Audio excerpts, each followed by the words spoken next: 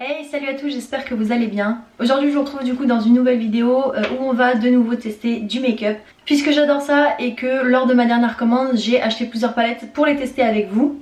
Du coup aujourd'hui on va tester cette palette-ci donc qui est la Soft Glam 2 de chez Anastasia Beverly Hills. Si du coup cette palette vous intéresse, je vous fais un petit make-up et puis on en parle juste après. Je vais venir du coup commencer avec cette couleur-ci, la rose juste là, que je vais venir mettre en creux de paupière pour creuser un petit peu.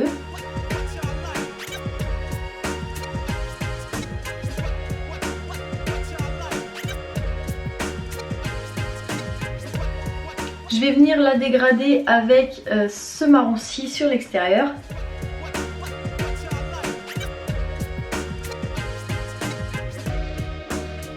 Et je vais prendre un pinceau propre du coup juste pour estomper un peu plus la couleur.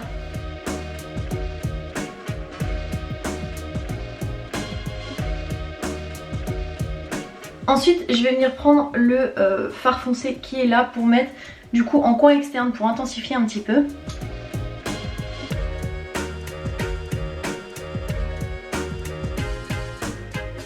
Je vais reprendre du coup un pinceau propre à nouveau et je vais venir estomper à nouveau ici pour fondre en fin de compte cette couleur avec le reste.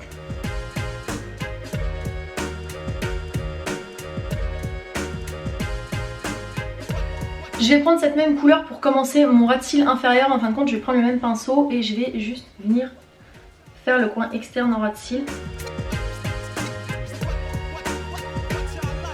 Et je vais prendre du coup le orange qui est là pour faire le reste de mon ras de cils.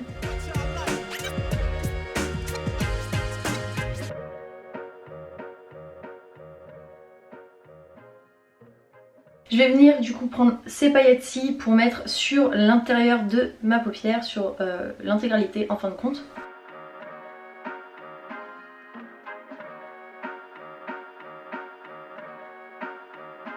Je vais venir ajouter cette couleur-ci en coin interne.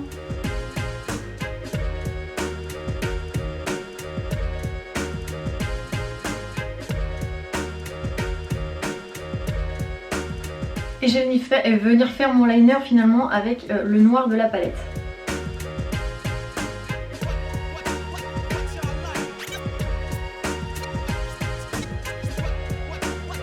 Du coup je fais l'autre œil, je mets du mascara et je vous retrouve tout de suite pour discuter un petit peu de ce que j'en pense de cette palette. Du coup alors pour la petite présentation, cette palette donc Anastasia Beverly Hills, donc c'est la Soft Glam 2.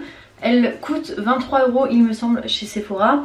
Vous avez donc 8 fards à paupières et un petit miroir en haut. Vous avez donc les noms de tous les fards à paupières et chaque fard à paupières fait 0,8 g.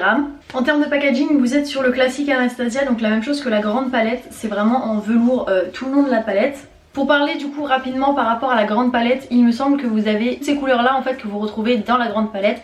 Et dans la grande palette donc vous avez 8 fards de plus si je ne dis pas de bêtises. Cette palette est pour moi comme d'autres que je vous ai présenté un format voyage, puisque vous avez en fin de compte la taille d'une main, donc ça rentre très bien dans une trousse. Donc déjà point positif là-dessus.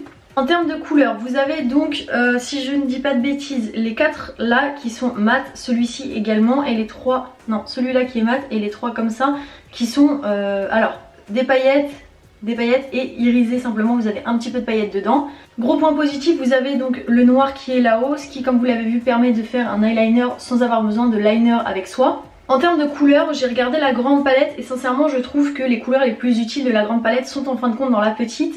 Vous avez beaucoup de combinaisons possibles avec cette palette-ci uniquement et vous pouvez faire beaucoup de choses. Moi comme vous le verrez j'ai choisi comme d'habitude de faire la même chose. Puis comme je vous dis toujours, je fais toujours la même chose puisque ça me permet d'avoir mon avis sur la palette avec quelque chose que je connais.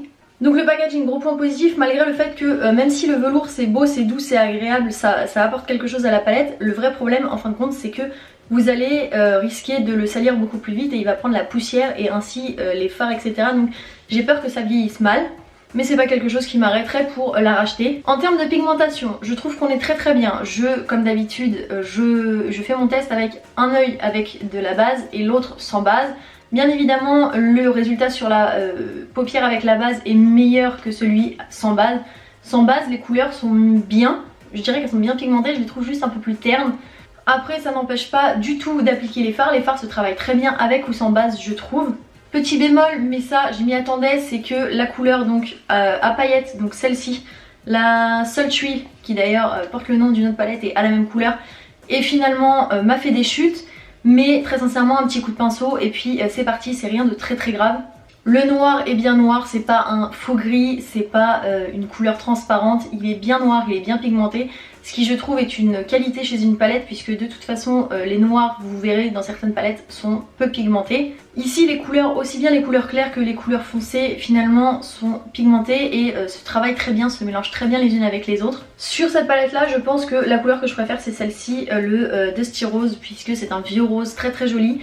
Et je pense que si je devais faire un maquillage différent ce serait quand même dans ces tons là, dans cette base là que je partirais.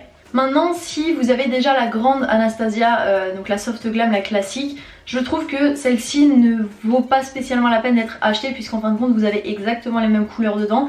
Maintenant si vous n'avez pas le budget pour la grande palette et que vous aimez quand même la marque et que vous voudriez quand même tester un petit peu, je pense que c'est un bon choix.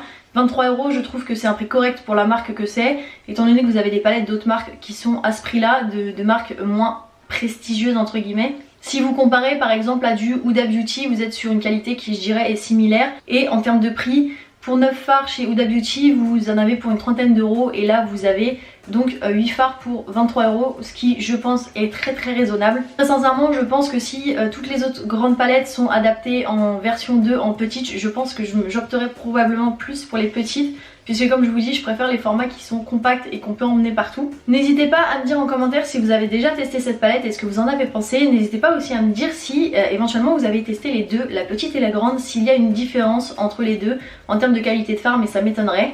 N'hésitez pas à me dire également si vous voulez des tests de palettes, lesquels vous intéressent. Moi, mon avis du coup sur cette palette, c'est comme je vous disais, packaging très agréable, malgré le fait que je pense qu'il vieillit mal à cause de la matière. Les fards sont très bien, très pigmentés, se travaillent très bien. Donc c'est une palette pour moi réussie et que je rachèterai sans aucun doute. Gros point positif également, c'est que ce sont des couleurs, je dirais pas neutres, mais des couleurs portables tous les jours. Donc ça peut être une palette en fait qui vous suit un petit peu partout dans vos déplacements et éventuellement aussi pour toute la journée de tous les jours. Du coup pour moi cette palette c'est une grosse réussite et c'est un gros oui, je la rachète sans aucun doute. J'espère que cette vidéo vous aura plu, n'hésitez pas à me dire en commentaire ce que vous en avez pensé et moi je vous fais plein de gros bisous et je vous dis à bientôt. Bye.